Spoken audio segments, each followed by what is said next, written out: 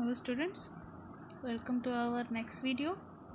So this video is on class 7 mathematics taken from NCERT book, and we are on chapter 5.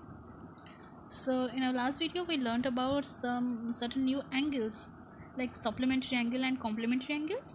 So in our list we are going to learn some new pairs of angles. So basically we are learning pairs of angles. Okay, दो angles के बीच में क्या क्या relation हो सकते हैं वो हम पढ़ रहे हैं. ठीक है, सो हमारे लिस्ट में थर्ड नंबर पे कौन है? Adjacent angles. एडजेसेंट एंगल किसे बोलते हैं? पहले पढ़ो क्या लिखा है. A pair of angles are called adjacent angles if a pair of angles मतलब there are two angles. Okay, उन्हें हम कब एडजेसेंट बोलेंगे? जब they have a common vertex. Okay, common vertex मतलब दोनों एंगल का एक कॉमन वर्टेक्स होना चाहिए. They have a common arm, उनका एक कॉमन आर्म होना चाहिए. And the non common arms are on either side of the common arm. Okay, ये थोड़ा पढ़ने में थोड़ा सा डिफिकल्ट लग रहा है. ये इतना डिफिकल्ट है नहीं, ये बहुत आसान है. यहाँ पे मैंने ड्रॉ किया है, कुछ देखो अभी. This figure here, this is angle 1 and this is angle 2, right. So देखो ये दोनों एंगल किस तरह से सिचुएटेड है. इस तरह से सिचुएटेड है कि उनका जो वर्टेक्स है वो कॉमन है, मतलब एक ही जगह पर वो वर्टेक्स है. उनके लिए डबल दो वर्टेक्स नहीं है. ठीक है, इसी वर्टेक्स में एंगल 1 भी है, इसी वर्टेक्स में एंगल 2 भी है. ठीक है, और क्या सेकंड पॉइंट हमें क्या बोलता है? उनके बीच में कॉमन आर्म होना चाहिए.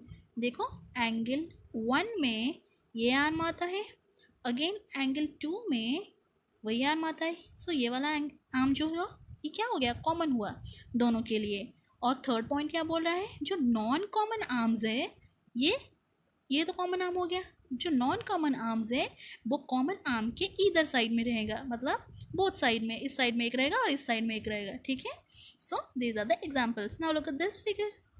ये इस फिगर में भी देखो, यहाँ पे वर्टेक्स कहाँ पे है? एंगल कहाँ पे क्रिएट हो रहा है? यहाँ पे एक सिंगल और कॉमन वर्टेक्स है. एंगल 1 एंड एंगल 2, इसका एक कॉमन वर्टेक्स है.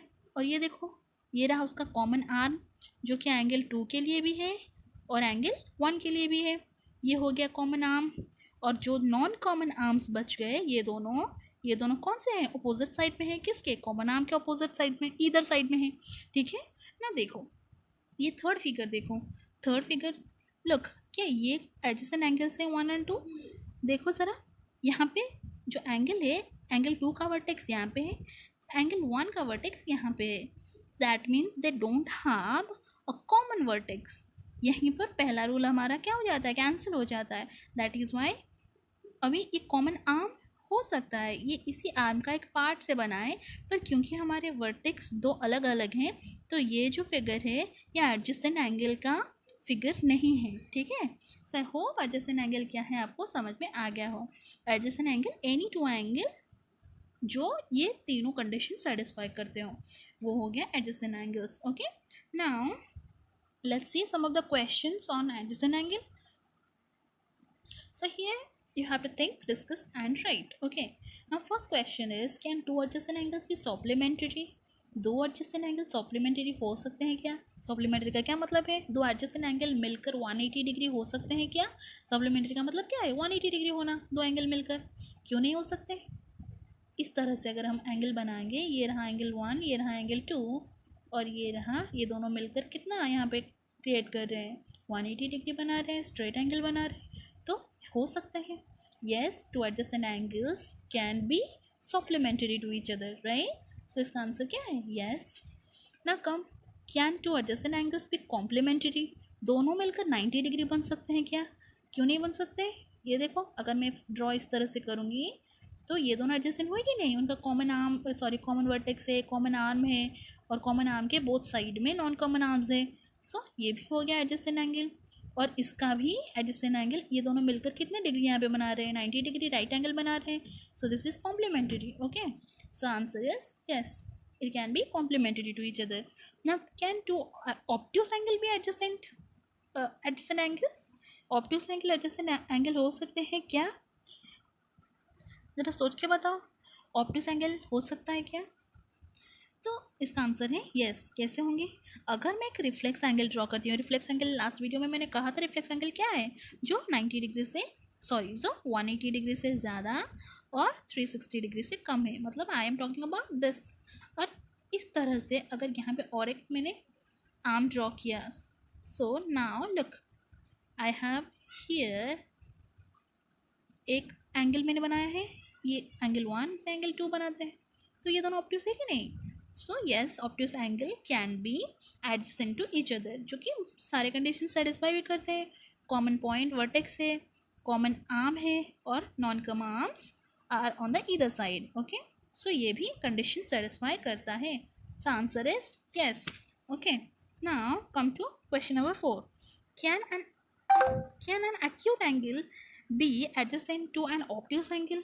एक्यूट एंगल ऑब्ट्यूस एंगल का एडजेसेंट हो सकता है क्या? सो इसका क्या आंसर होगा? इसका आंसर येस होगा, क्योंकि आप इस तरह से फिगर को देखो, इस तरह से अगर अब मैं फिगर बनाऊंगी, लुक एट दिस फिगर, अगर मैं यहाँ पे दो एंगल्स बना रही हूँ, you can see that this angle, suppose angle 1, my angle 1 is an acute angle, okay, and opposite side में जो एंगल है एंगल 2, ये एक ऑब्ट्यूस एंगल है। सो इस तरह से an acute angle and an obtuse angle can both be adjacent angle to adjacent, can be adjacent angles. Okay, so इसका आंसर भी क्या है? यस है। ओके, नाउ आई होप आपने एडजेसेंट एंगल को अच्छे से समझ लिया। Now let's see another pair of angles. So this is another pair of angles and the angle pair का क्या नाम है? Linear pair. लीनियर पेयर हम कैसे बोलेंगे? जरा पढ़ो, अच्छे से पढ़ो। A linear pair is a pair of adjacent angles which non-common sides are opposite rays. अच्छा, तो यहाँ पे ये मेंशन कर लिया कि ये जो लीनियर पेयर है वो एडजेसेंट एंगल होना चाहिए। एडजेसेंट एंगल का सारा रूल्स आपको पता चल गया, सारे कंडीशंस। ये जो लीनियर पेयर है ये भी एडजेसेंट एंगल होंगे, ये दोनों एडजेसेंट एंगल को हम लेंगे। पर यहाँ पे कंडीशन क्या है?